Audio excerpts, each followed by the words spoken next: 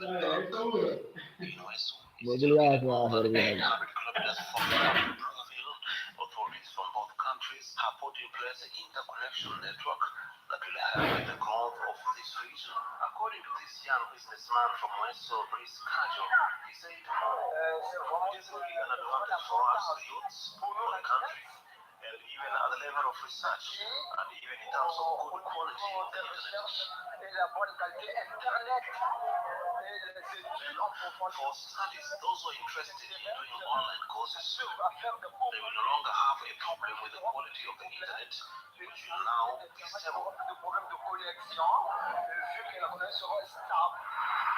In January 2012, the head of state and government of the Economic Community of Central African States approved the Central African Backbone Project, which aims to connect the countries within the sub-region to a high-speed telecommunication infrastructure.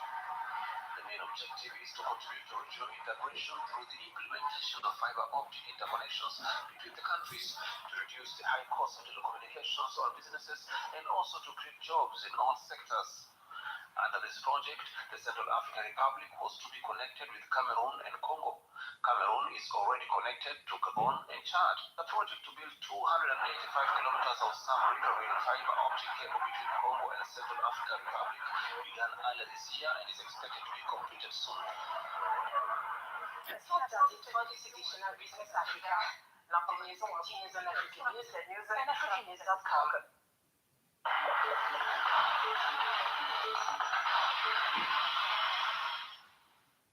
Watch our video on demand magazine for free on africannews.com at any time.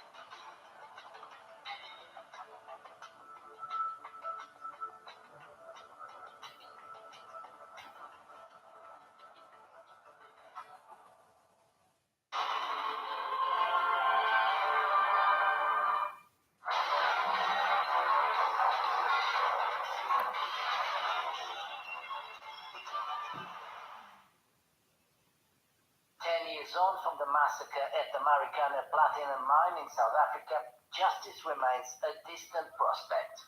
The shootings, which killed 34 people in total and wounded 78 more on August 16, 2012, were the bloodiest police crackdown since the end of apartheid in 94. But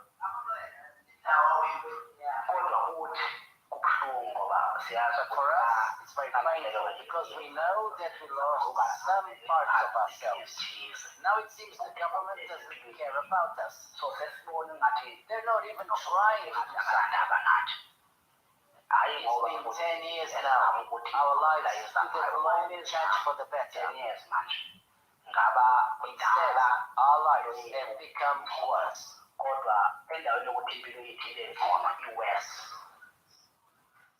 Some of the victims were caught in the fight between strikers from rival unions. Aisha Fandi was married to a security guard killed in the fighting. Promises and I've had to police 10 years and they are doing absolutely nothing for these families. Gisinelli Mambushnoki became the face of the protests at the Marikana Platinum Mines. He was known as the man with the green blanket. Leading from the front, he addressed thousands of fellow mine workers until he was struck dead. his sister blames the police. The police are the ones that killed my brother because they said that police arrived and shot at them while they were at the coffee. There were lots of them. A decade on, an independent police watchdog said the case was still under investigation.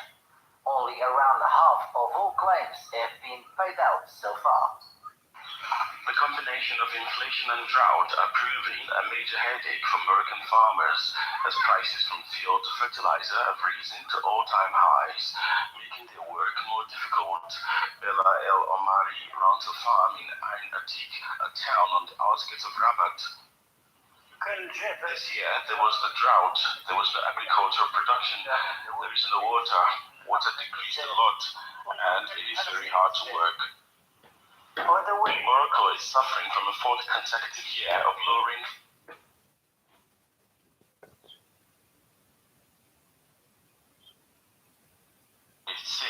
And also feed sellers complain about the same reason, so we can no longer tolerate this situation. The government has decided to implement a water-saving program in addition to setting aside more than $1 billion to aid farmers.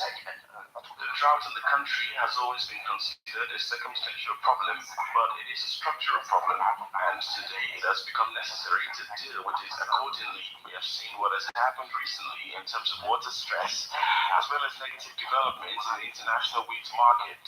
Despite prices having recently returned to their normal levels, it confirms that it is necessary in the shortest possible time to deal with these prices in a serious and structural manner.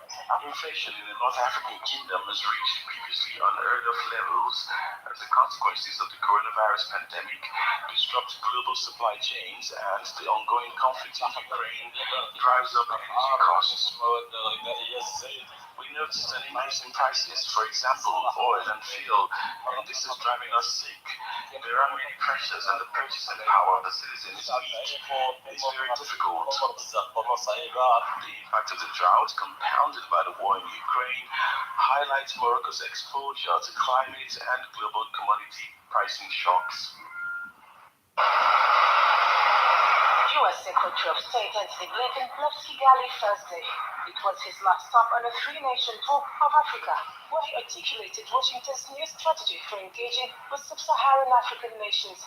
During his visit, Blinken took part in several meetings with members of the Rwandan government, discussing issues such as democracy and the ongoing tensions between Rwanda and the DRC. There are very credible reports of support for armed groups by all sides, including the FDLR, by Congolese forces, and M23 by Rwandans. And our position is clear. Whoever it's by, whoever it's to, that support needs to cease for any armed group.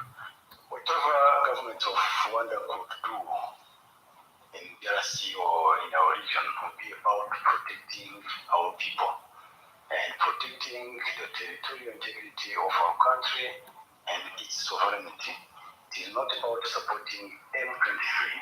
The trip to Africa's Great Lakes region came at a difficult time. The Democratic Republic of Congo accusing Rwanda of backing the M23 rebels, and Kigali accusing Kinshasa of collaborating with the FDLR rebels. Kagame in Angola last month, ties between the neighbors remain strained. Okay.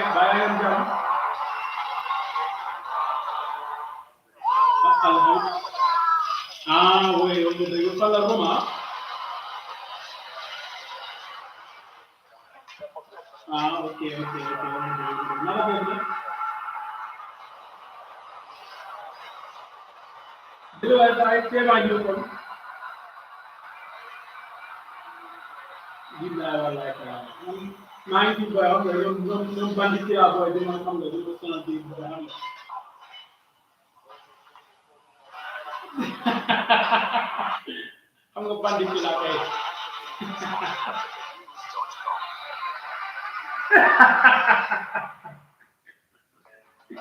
Bandit you, who will you do that? Who will you do that? Like some of them, you do it. Manage it online. I want you to do it, yeah? Can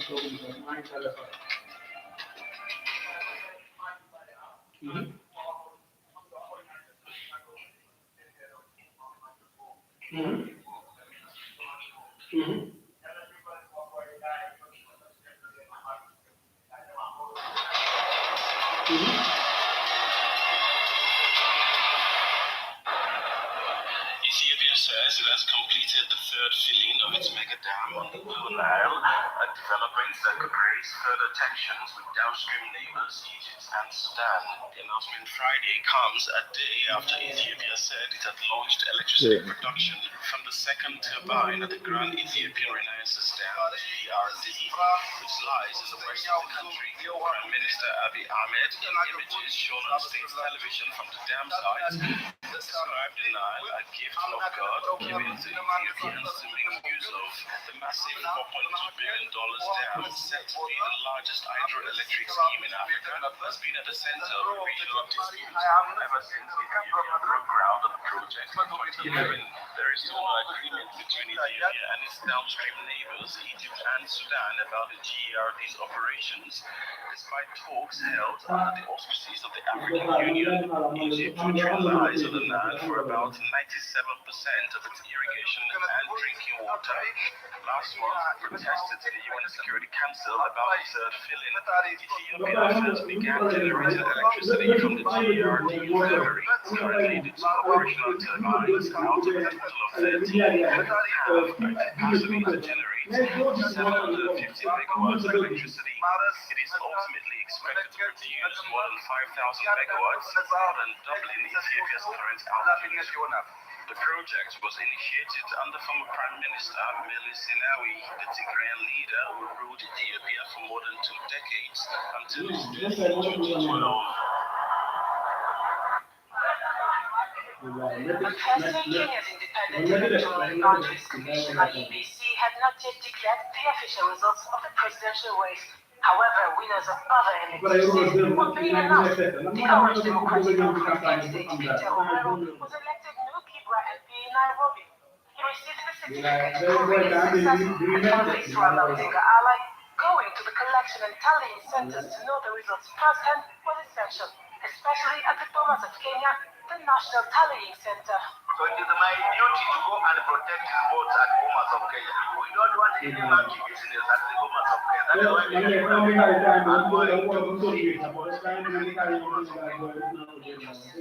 Sharpening in the East African country after the August 9 general elections, and he has turned to his papers, projections, or the internet polls. However, the Media Council of Kenya reminded that the final results would be declared only by the IEBC. In the meantime, even private voters were hoping for a protege to win the neck-to-neck presidential competition. To me, if Raila Amolo Odinga takes over, he will make this country prosperous. Internationally, internationally, yes. So for me, I am supporting the Right Honorable Baba, and I voted for him. This is the slogan, Azimio Inawezekana, because we want a united country. We don't want a country that is divided. We want a united country that will be led properly. That is why we are saying that we are just waiting to swear in Baba. Tension begins when the results come in, but this time everything is calm. The people have started resuming their work. I don't see anyone who has time to start violence. Are you going to fight or search for food? There will be no violence this time around. More than 22 million people were registered to vote were dispirited by economic challenges, but because of a lack of interest, turnout was said to be lower than the previous elections. Official election results must be announced within a week of the vote.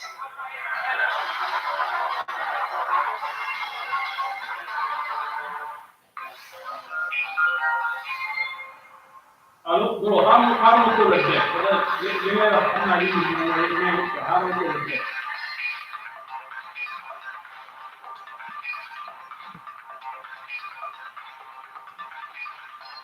Sawa di mumma hol. Sawa di mumma hol Ibrahim. Ibrahim mumma hol. Ya sedugal fo. Ibrahim tiga.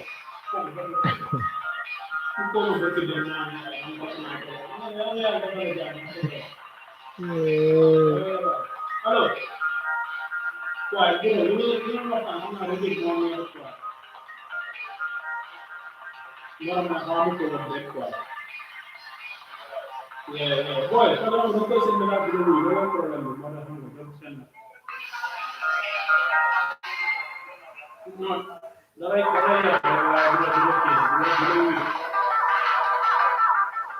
mami orang yang bukan orang yang Command di time di executive itu bukan ada itu semua jadi untuk kuat dan all at the same time. This film features three ruthless mercenaries on the run after a coup d'etat in Kabul and a drug war associated with Salim's role in the film.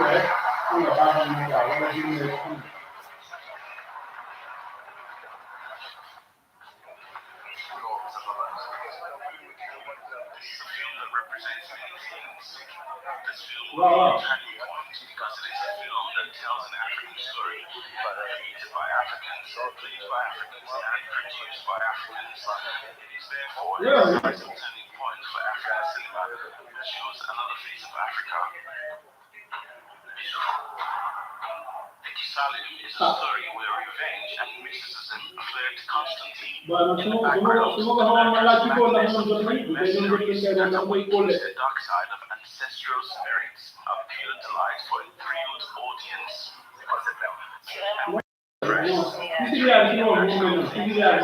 Really crazy to see such a good Senegalese movie with such good actors. An amazing film production, the actions, the image quality, the sound. This is very surprising. 20 selections in festivals on 4 continents. Renowned actors, Salim has already hit hard even before its release in theaters. This fabulous Southern has been playing in 17 French-speaking African countries since August 3, and Dakar had the privilege of opening the ball. Salim is the final sequence of a dream of its producer, Pamela Diop. This is my dream. I think it is freedom to make movies and all that we have to offer in Senegal. Personally, that we are settling the treasure. There are many films coming out, so I'm not the first. But this one is my dream. It's been my dream for a very long time. It's the first time I was in the film set 15 years ago. It took me 15 years to make this first film, and I'm glad. And for a first, the producers of Salim are already proud. But they're not relenting after this film masterpiece. They're already working on other projects.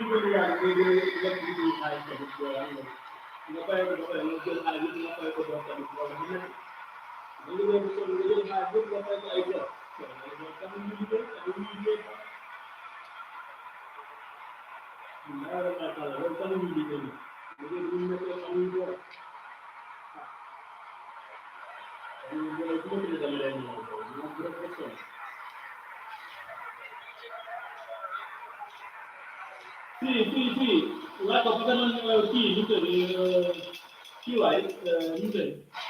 No, dico capita che non Film Fast Street Friday was launching a new strategy to push back. kii woo ko quoi kii principal mu xool ko quoi mu xool tamit ni ko principal mu xool ma dégg muy waxtaan tamit par exemple coupé mu ne ma kii mu ne sa contrat bi renouvelé la ma ne ko am na waaw ma ne woon léegi après naa la wax nga xool tamit ni ko wala nga xool ci ko nga laaj ko ba xam parce que man loolu la ma wax mais waxuma sax ñaata weer la kii parce que Pico waxuma dara ba léegi Pico def na ma léegi def na ma dégg ba mu wàccee def na ma su yeggee saa tam après ñu ma xool pour ñu xool naka mais boobu xamul ni Dominique wax na ma renouvelé nañ ko mais moom xam naa boobu yëgu ko quoi xam naa sako bi waxu ko dara quoi mais après yow laaj Pico man Pico waxuma dara nag def na naa ko dégg mais man sako kii Dominique wax na ma loolu nag parce que damaa gis bu wax ak moom téléphone parce que ba mu coupé mu ne ma kii mu ne renouvelé na sa contrat après man maa am la wax léegi nag boobu comme maa ngi liggéey laajuma ko ay ñaata weer laajuma ko nangam mais comme man Pico laa xamal affaire moom lañ fi moo ñu jox information bi ma ne xaaral man naa bàyyi ba Pico waaw ba Pico wax ma dara Pico nag dem ba ñu wàccee ba ma ñëwee ba gër kata jiram ñëw lee après dinaa la foofu pour wax laa leen naka militant insurgents committing terror against North and East. The country's defense minister, without giving details, told a press conference in one that the military would intensify the fight against insurgents. Also planning the